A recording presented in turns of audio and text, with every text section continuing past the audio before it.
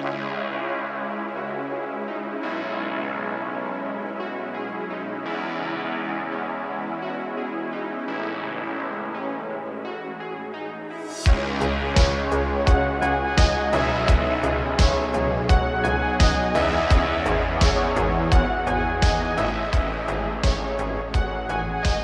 to you from 4,200 feet in the hills of Oregon, it is the voice of Chi-Town, the reddest beard in the high desert, your host of the M.O.A. broadcast, Sam Wilson. All right, folks, as usual, we've got a phenomenal show lined up for you today. All kinds of good stuff coming straight your way.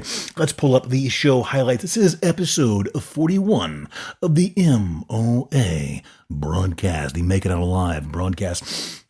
And as you know, folks, this starts out as a radio show, and after it gets broadcast on the air, then it goes through the various different podcasting channels and platforms, and that's where you find it on Spotify and Apple and Amazon and iHeartRadio, all that kind of stuff. Or you can go to the RSS feed, or you can get it at www.gearconvoy.com, which is our website. But just want to thank everybody for all the support. We have had a really good outpouring of support and a lot of good listeners, a lot of good feedback, and we appreciate all those emails you send us. When you send an email to info@gearconvoy.com, whether it's some feedback or a question about the show or a suggestion, an idea, whatever, we appreciate that. When you leave comments or reviews on the various podcasting platforms and stuff, we appreciate that. Every little bit helps us to grow. And, the whole concept, I'll keep this brief, but the whole concept for this was to just be a show. I don't want to say about nothing, not to mimic Seinfeld there and have a good jab at them. But, it's about news, it's about current events, and it's about situational awareness and preparedness, but without being partisan and without being biased and being politically neutral and so forth, without getting into all that stuff that people just love to argue about. In short, it's about having, a good time with the show, and a good time for me. Now, some of you are going to agree and enjoy it. Some of you are not, and the show may not be for you. I understand that. That's great. That's the beauty of the open market, or whatever you want to call it. We've got tons of options now. But just wanted to say briefly, thank you for all the support. We appreciate it, the feedback, all of it. So thank you very much. We are going to move into episode 41, show highlights, folks. New York Attorney General Tish James, or as some call her, Big Tish, has been indicted for bank fraud. This is going to be, and again, we keep this politically neutral. This is just crazy because these are some of the very same charges that similar charges that she went after Donald Trump for. So we got tit for tat going on here, and it's going to be interesting to see how this all plays out. So Big Tish has been indicted. We have more on high intensity training, or HIT training.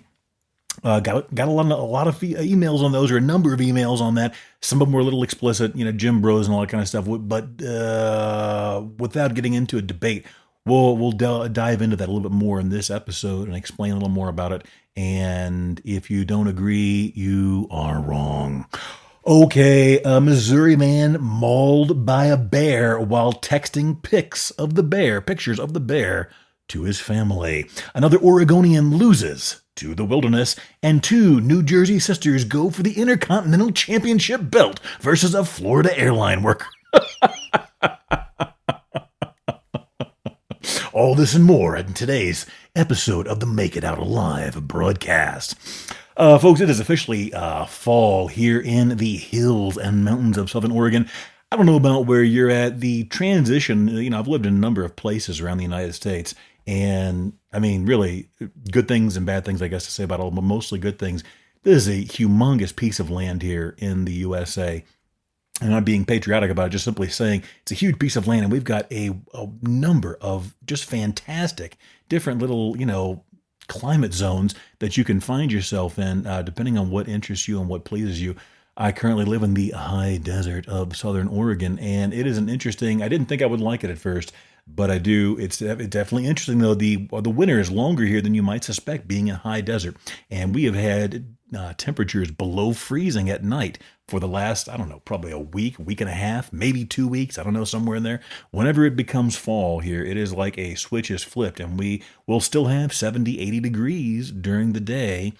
but it gets cold at night. So going to be burning wood soon, and Bacon and Kobra. So for those of you that don't keep up with the show or follow the show, Bacon is our white pointer dog. Absolutely fantastic, beautiful, great, good boy. Dog we've had for a while. And then Kobra is our black shop cat that we recently rescued off the street. He is acclimating nicely, and the two, Bacon is not really a fan of other animals, and I've detailed in the show a number of times about how he and I have been attacked by stray and wild dogs out here on the reservation. We live on or near an Indian reservation here in southern Oregon, and there are just all kinds of stray dogs and dog packs, feral dogs, whatever you want to call them. We've been attacked multiple times, drawn blood, had to use pepper spray and other measures to protect ourselves. So he has become a little less inviting of other animals, but he and Kobra are finally starting to get along. They're both males, and Kobra is about 8 pounds and 4 ounces, something like that right now. Bacon is about, 55, 56 pounds, somewhere in there the last time I weighed him, which has been a while. But Bacon has a dog bed with a heated insert in it, so it's got a heated bed. And Kobra, of course, being a cat, likes heat, so Bacon would never be interested in curling up with another animal, but Kobra has kind of, scooched in there for a little bit of cuddling and and body warmth, and they're finally starting to get along, so it's kind of funny. In a couple of weeks, we'll be burning wood, well, maybe about a month or so, usually in November, start burning wood, so I'm sure they'll both enjoy being curled up in front of the fire. But that's the good news, folks. The cold temperatures make the hot coffee in the morning taste that much better. And hopefully some of you are listening to this program while you're either getting ready for work, on your way to work, or at work, enjoying that first cup of a delicious hot coffee for the day. Because there is definitely something magical about that first cup of coffee, the way it hits and just everything starts to activate and turn on and get going and the juices start to move. And I've had a number of, this has really been fun because I've had a number of emails from listeners about the different types of coffee making methods. I've talked about using French press, talked about using AeroPress, talked about using making cowboy coffee, Bunn, and so forth. So for those of you that aren't probably my best all-arounder for most situations, best blend of speed, flavor, and all that kind of stuff would be the Bunn machine. And let me check my time here. Where are we at? I don't want to lose. Excuse me. Okay, we got a minute or two. My favorite overall machine for making coffee is going to be the Bunn machine. So for those of you not familiar, pardon me, when you go and get your standard like coffee maker, a Mr. Coffee, or whatever in the world brand you get at your box store or online or whatever else, most of those coffee machine designs, they're not bad. I don't really care for some of them, but they're not bad. It's just some have, some are superior and some are not as superior. Let's put it like that.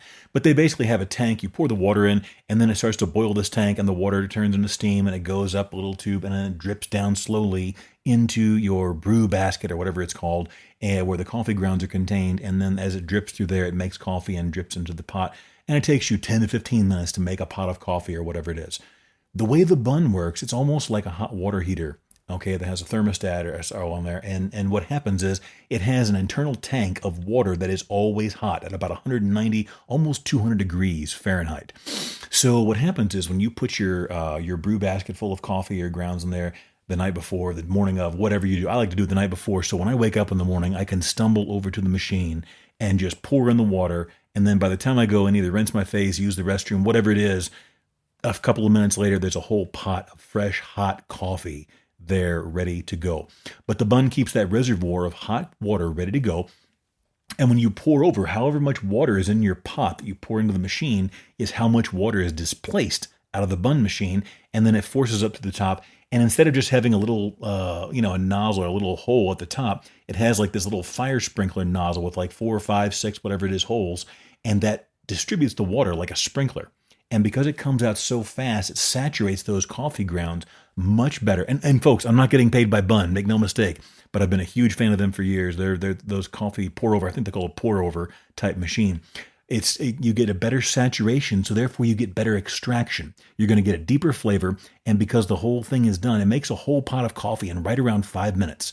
So by the time, like I said, you either brush your teeth or wash your face, comb your hair, put on your outfit or whatever it is you do in the morning, You come back there and the coffee pot is ready. So you don't really need those brew pause type features where you can pull the pot out and it stops dripping coffee until you pour a cup and put it back in.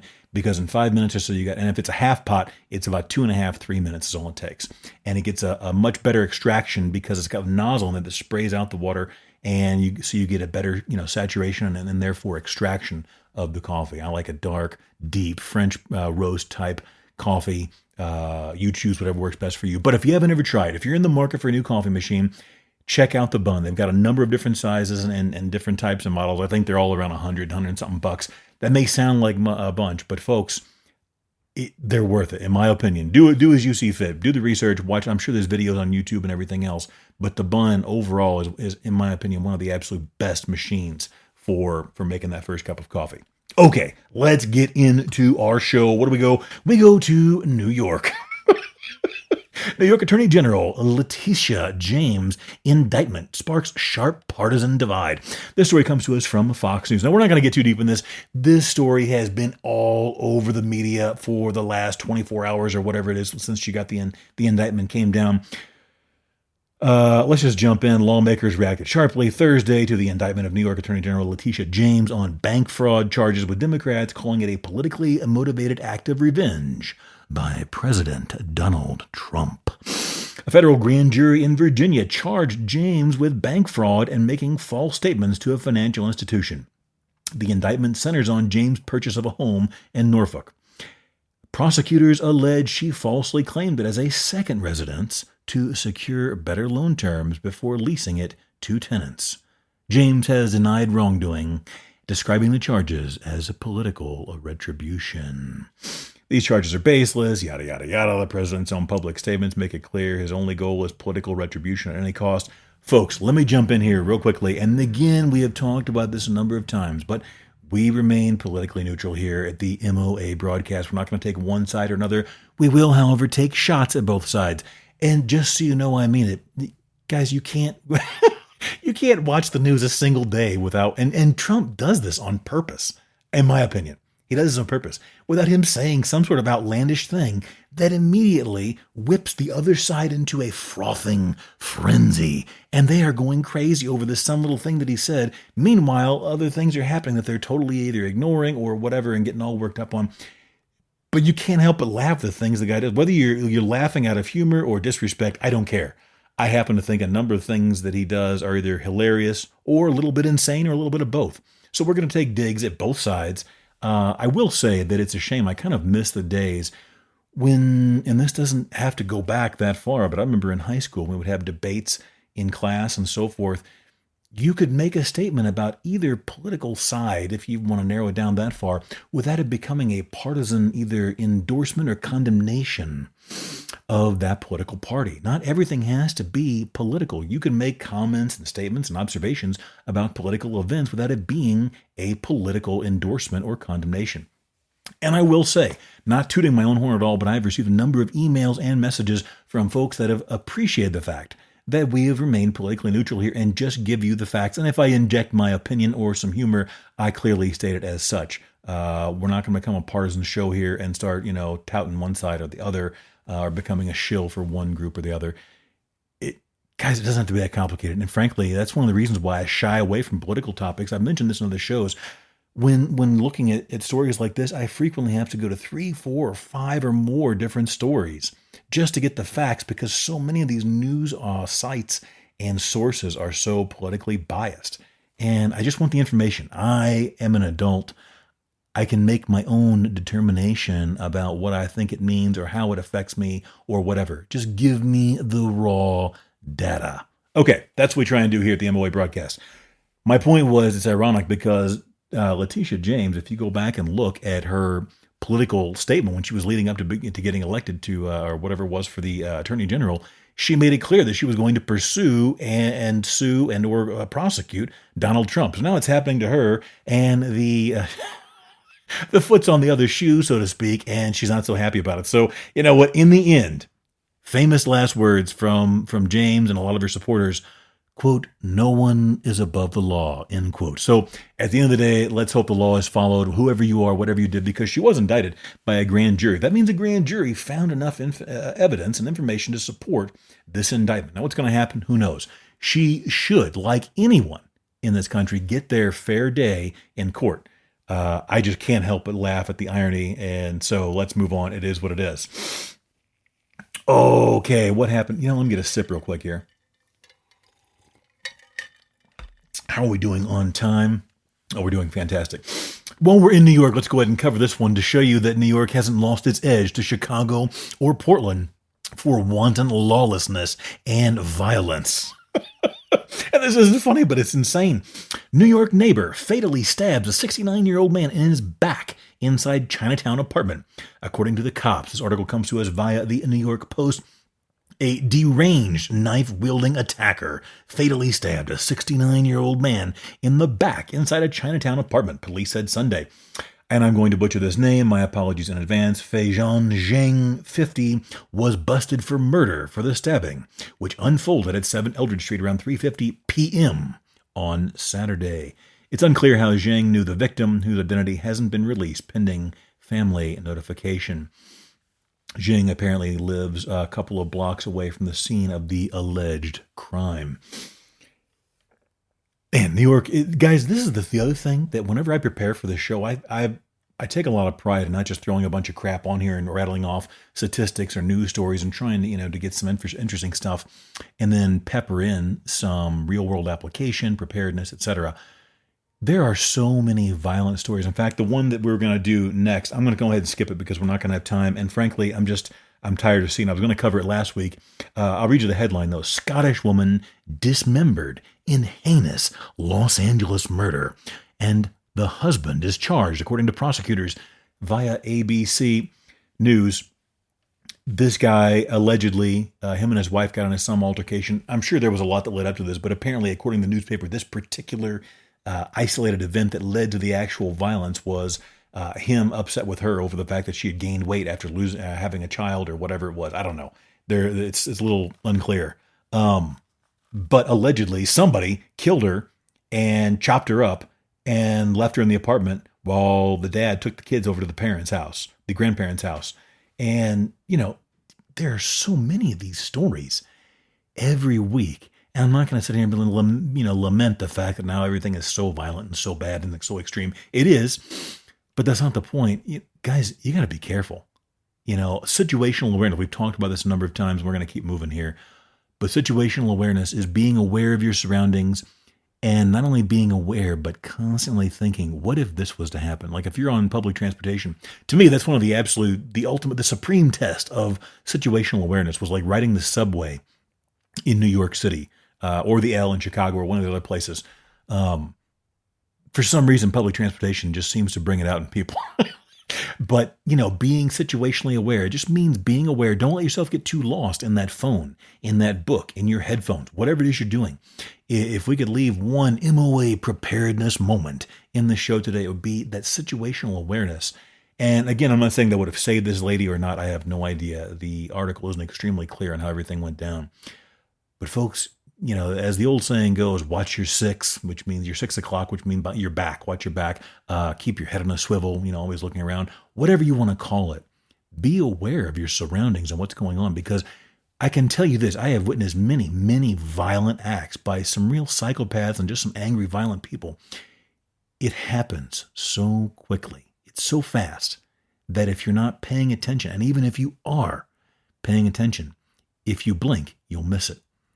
And I've reviewed some of these situations that I was there for, these violent acts that I was actually present for. And you watch them back on tape. Sometimes, depending on the recording device, the human moving may be faster than the tape records. And it's that fast. It looks like a series of motions instead of one fluid motion. So, pay attention to what you're doing. When you're out there on public transportation, on the road, walking down the sidewalk, in a restaurant, whatever. Because I read hundreds of these stories a week. And people go crazy and go bonkers and attack in restaurants, post office, wherever.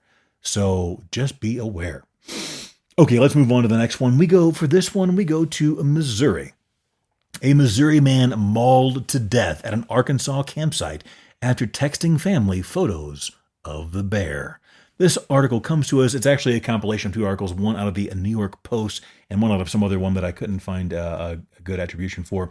A Missouri man was mauled to death at an Arkansas campsite just 2 days after texting his family photos of a bear wandering near his tent. Folks, that is almost the epitome of situational awareness. If you see a bear wandering and circling around your campsite, I'm just going to go out on a limb here and tell you from personal experience, the solution is not to take pictures. The solution is to get the heck out of there. No disrespect to this guy. This is not far from where I grew up. I grew up in southern Missouri. Used to do a lot of hiking. A lot of hiking in areas down there. Saw black bears, copperheads, water moccasins, all kind of wildlife, because Missouri is a little bit wild when you get away up into the them thar hills. Although this happened, I think, technically in Arkansas. It was somehow the guy was related to close to Missouri, the Ozark National Forest. Okay. The 60-year-old was camping at Sam's Throne. I have never been there. I'm not familiar with that one. In the Ozark National Forest near Mount Judea, when he stopped responding to his family's messages, the Newton County Sheriff's Office said. His son called police Thursday after not hearing from him for a couple of days. Long story short, the deputies arrived. They found evidence of a struggle. The man's truck and campsite were abandoned. There was evidence and signs of a body being dragged into the woods. The bear got him. Okay. The initial article, that's why there were two articles. The initial article, they hadn't made that determination yet, but after further examination, they decided the bear chomped down on him and mauled him to death and killed him. Unfortunately, and I hate this, I'm sure the family may feel different. No disrespect. I just hate it when the animal has to get put down too. I think there are times when it's appropriate. Sometimes animals are just kind of animal, and I don't know why, like especially crocodiles. Do you really think that makes and I could be wrong. I'm not a biologist or a whatever. Do you really think that changes crocodiles' behavior once they've had a human to eat? Chances are they would do it again no matter what, because they don't care. They don't have those type of feelings. Anyway, I could be wrong, whatever. They did put the bear down, unfortunately, after they found drag marks leading from the campground into the woods. His body was found several yards away with severe injuries consistent with that of a bear mauling. The Arkansas Crime Lab completed the autopsy, and they determined that it was a bear that had killed him. I think it was pretty obvious. But anyway, that's unfortunate. That's situational awareness, though, folks. There was an episode or a situation, and I think it was Yellowstone a couple of years ago, where there was a tourist, same kind of thing, maybe not quite as dramatic, or maybe more dramatic, really. He is sitting there taking pictures of this bison as it is charging at him, and it was a bison or it may have been a bear, I don't remember. But the thing is either charging or advancing upon this tourist, taking photographs, and it kills him, and he's getting photographs, shutter by shutter, step by step, of the whole thing taking place. Guys, that is the opposite of situational awareness. You got to be thinking. Just the other day, I was out walking bacon and had to use pepper spray again, and I had almost let myself, I checked my phone. We were walking, I walk at a pretty fast pace, right around 4 miles per hour. Excuse me, both because I like to cover ground. I'm about 6 foot tall, so I got fairly long legs for my size.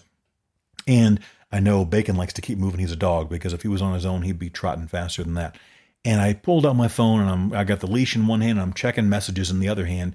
And when I look up, there was somebody that had parked in this parking lot, and they had their dog that was tied off in the back of their truck, or was sitting in the back of the truck or whatever. And when we got about 10 feet away, it was quiet till then. And then it just woke up and just jumped out of that bed of that truck. And I wound up just shoving my phone in my vest pocket. It was kind of cold that day, so I had a vest on, and wound up using pepper spray. But if I hadn't had my pepper spray at the ready to deploy, I would have got chomped on probably again. And I can tell you from personal experience, multiple times in the last 18 to 24 months, that is not a pleasant experience. And this was a big, muscular, so-called pit bull as well. And, it would have been painful. The pepper spray is interesting, though. So, folks, if you ever use pepper spray, remember this. In most cases, it is not an instantaneous thing. It's not like shooting somebody with a big 45 or whatever it is, like you see in the movies. Pepper spray on humans, and I've used it on both, humans and animals. Give yourself between 5 and 15 seconds in a lot of cases for that pepper spray to activate and really go to work. The minute you deploy that pepper spray, And again, you got you get your local laws, whatever, use it in accordance with all the legalities and so forth. If you have to for self-defense, though, it's recommended to go on the eyes, the mucous membranes, the nose, mouth, all that kind of stuff. Get it on there and then immediately start creating distance. Back up, retreat, whatever you got to do. Slow down to create distance between you and whatever the aggressor, whoever the aggressor it is, human, animal, whatever, because you want that pepper spray to start working. And on average, you want to give yourself 5 to 15 seconds for it to start doing its thing. It isn't always immediate. Some folks and some animals, it can be. But frequently, it's going to take a few seconds, and you want those few precious seconds can be critical. Okay, you want to give yourself time to stay away from that. Let the sauce start to marinate and do its job. Then I can promise you, in most, not all, but in most cases, your aggressor is going to start to lose interest very, very quickly as they begin to deal with and evaluate their new painful situation in life that they're now encountering. So, anyway, that's that. Where are we on time here? Okay, we're going to go ahead. We'll get to the Oregon hiker story in our next episode. We're going to try and get one banged out here again in another 2 to 3 days. I want to talk about the high-intensity training, okay? I got a lot of emails from guys like, oh, the high-intensity training is bull crap and blah, blah, blah. It's no good. Guys, hang on, let me get a sip here real quickly.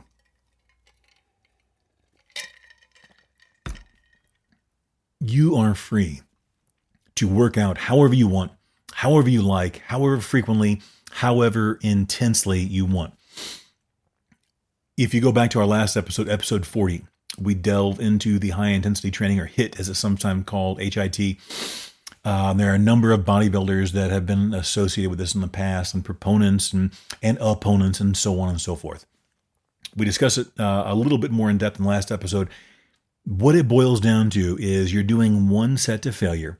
It has to be a supremely intense set to failure. And the reason why is this. We don't know. There's no accurate, consistent way to measure any level of intensity on a set. Let's say you're doing barbell curls, okay? That's the standard example that gets used frequently. A barbell curls, you don't know how to stop at 87%, 92%, 75%, or 98% intensity. The only two levels of intensity that we can consistently measure accurately and over again. And guess what, folks? Even this changes as you learn to dig deeper, as you become more acquainted with high intensity and the pain and the discomfort that comes from intensity. It's like an old friendship. You learn more about it in all of its ways, and you can dig deeper. So what's very intense for you in the beginning will be different 2, 3, 4, 5 years later. But anyway, we can only measure zero intensity, which is no output, no work being done, no movement, whatever, zero intensity, and 100% intensity, which is maximum intensity of effort to failure, okay? So we don't know exactly at what point that growth switch, or whatever it is that you want to call it, gets flipped and triggers growth in your muscular system. But we do know that if you go to 100%, that is for sure hit it. Whether it's 87%, 90, 92, whatever, if you go to 100, you have surpassed that and you have activated this growth mechanism, if you will, in your body, okay? Very simple. And I didn't come up with all this. I've learned this over years of reading and research, going back 20, almost 30 years, okay? You can do whatever you want, believe whatever you want, but I am telling you, this method works very well if you are willing to put forth the effort and endure the pain and discomfort that comes from going to failure. Now, so what does that mean? You need to decide if that type of training is right for you. Because just like being a quote-unquote tough guy, everybody thinks they can train to failure, just like everybody thinks they're a tough guy until it's time to do tough guy stuff. And then people find out they may not be quite what they thought they are. And there's no shame in that either. I can tell you this. I have trained, I spoke about this in the last episode, easily dozens, if not well over 100 and something people over the years. Doesn't make me an expert. You believe whatever you want. Again, I don't care. I've seen enough, and I've got this recorded in notebooks and so forth. I know what does work to a certain degree. Very, very few people are able to push themselves to the level of intensity that it requires for this to be a successful method of training for them on their own. More are able to do it if they have someone pushing them, but very, very few people do it on their own, and very, very few people I have trained over the years already went to failure, truly to failure, even though they thought they did. Now, going to failure again doesn't mean you're sitting here, you're shaking and going crazy and having convulsions and seizures and losing all this. It simply means when you can no longer complete a good, clean repetition in clean, safe form through a full range of motion. That's just about it. But the complexity begins the longer you do this, the more you learn how to push yourself, the more discomfort you can endure, and so on and so forth. So people that are not going to like and enjoy high-intensity training, people that don't want the best results, people that like to, if you like to go to the gym, if going to the gym or working out is a social thing for you, you are not going to like high-intensity training. Probably because you get in there and you move from one exercise to the next, almost like it's circuit training, and we'll discuss that in another episode. You don't sit around. If you like to sit around and talk with your buddies and you have 2 or 3 workout buddies and guys you hang out with, if you like to look at your phone, if you like listening to music, if you like having snacks or, drink water, sitting there just sipping water and hanging out and multiple trips to the water fountain, if you like flirting or looking for your next romantic love interest, then while you're at the gym, then high intensity training probably is not going to be for you. However, and let's just finish that off. If you can't stand pain and discomfort, if you don't have enough drive to push yourself through said discomfort to get to that goal on the other side, high-intensity training probably isn't for you. If you can drive yourself, push yourself through that pain, if you don't care about making friends at the gym, if you don't care about picking up another male or female companion for romantic purposes while at the gym, if you want the most efficient workout in the least amount of time and to stimulate the most growth with the least amount of working out, then high-intensity training might be right for you. So that's what I say. It's not one of these things where this is the only way, but this is a very effective way applied properly to get the maximal gains for growing both strength and muscular size while working out in the gym using weights. So there you go. And then I want to stress one other thing, the importance of keeping records, because with high-intensity training, almost above all, progression is critical. If you don't keep records for, record your workouts, if you like to go in there and just do the same kind of thing with different intensity or add a little bit or take a little bit of weight away here and there, you're not going to get the best results. If you do this properly and you record your workouts and you use maximal intensity, you should be getting stronger almost every single time you go into the gym. And if you doubt me, I feel sorry for you because you're wrong. And a little bit of humor, but it's true, folks. And again, we'll dig into that on that episode. We'll get a little further in there.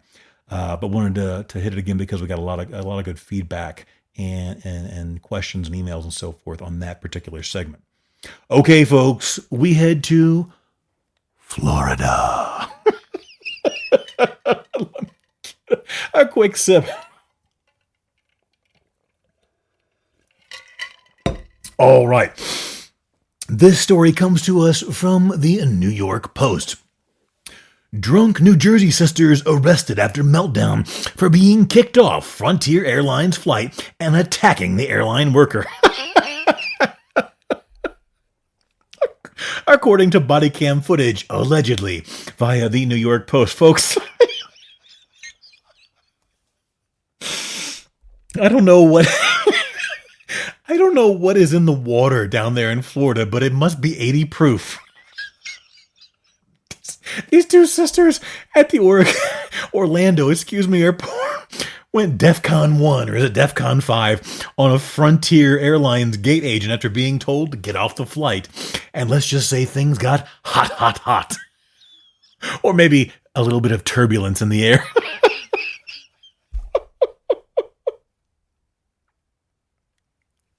I tell you, Florida is just one of the, it's a cultural phenomenon down there.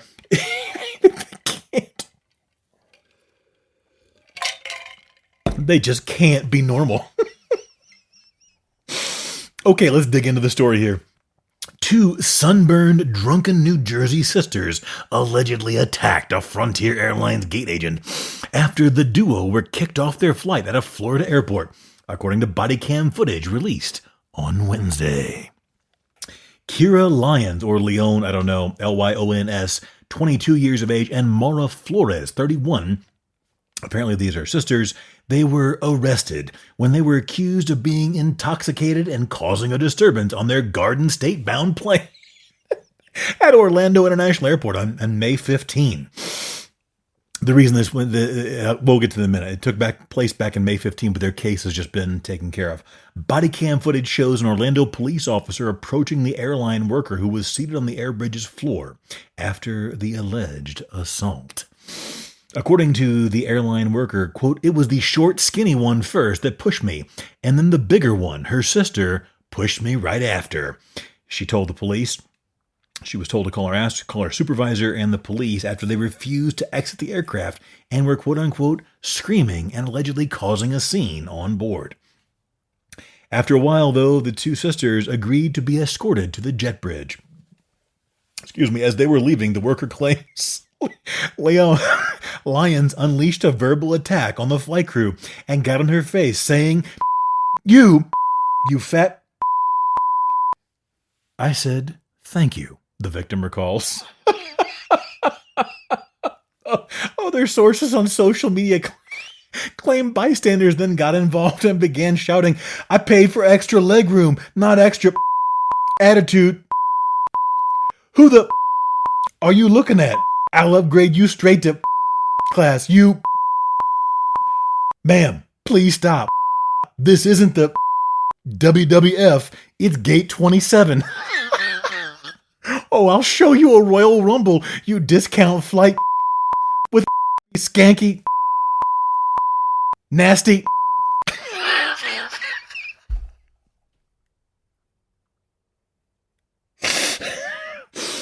"When she was facing me, she pushed me and then turned around.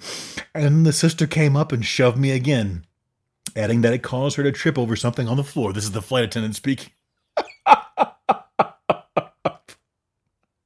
Flores said the flight attendant asked her sister if she was intoxicated, to which she said, "Yeah, I had a few drinks." She then stated, "I had a couple drinks, but I'm literally supposed to walk for graduation tomorrow." Lyons is heard telling the officer while sobbing, "I'm a Division III athlete. It just sucks." Lyons and Flores were both charged with first-degree battery and disorderly conduct in the second degree for allegedly assaulting a gate agent, according to a filing in Florida's Ninth Judicial Circuit obtained by People. The airline employee suffered minor injuries from being shoved. Both sisters had their cases closed and were referred to a pre-trial intervention program on September 17. The outlet reported, once the program is completed successfully, criminal charges against the defendant are dismissed. All right, folks, that's going to do it for today's episode of the M.O.A. broadcast. Remember, survivors, don't wait until you have an emergency to prepare. If you wait, it may be too late. If you don't make it out alive, you don't make it out at all. Stay safe out there, folks.